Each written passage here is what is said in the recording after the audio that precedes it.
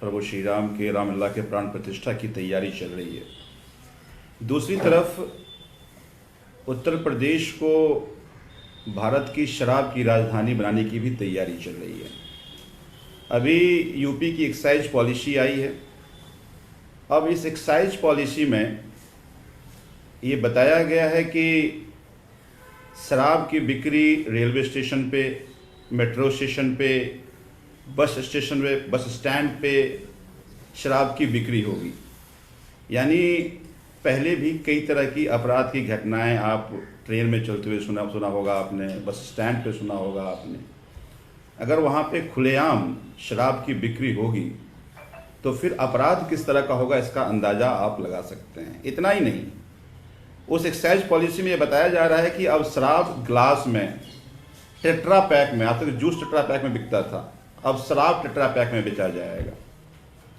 बताया जा रहा है कि अगर आपको 100 स्क्वायर फीट में अगर आपका शराब का दुकान है अगर, तो आप 20 मीटर के परिधि में आप बारसाला बना सकते हैं। यानी आप अपने दुकान में बैठ करके लोगों को शराब पिला सकते हैं।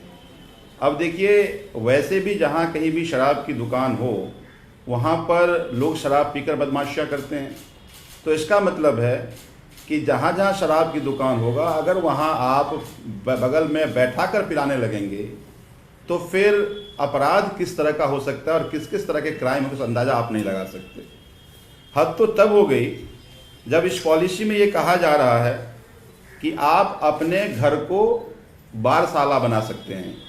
यानी आप 12,000 की शुल्क दे करके अपने घर में लोगों को शराब पिला सकते हैं। सनातन धर्म में कहते हैं कि हमारे घर में मंदिर होना चाहिए कोने में। योगी जी कहते हैं कोने में आप बारसाला बनाओ। तो मैं योगी जी को कहना चाहता हूँ कि ये अचानक मदिरा के प्रति प्रेम क्यों उनको हो गया, मुझे समझ में नहीं आ रहा।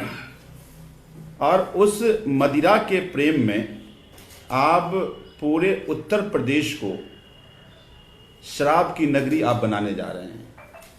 मुझे ये लगता है कि कोई देश, राज्य आगे तब बढ़ता है जब आपको शिक्षा की व्यवस्था ठीक करते हैं, स्वास्थ्य की व्यवस्था ठीक करते हैं।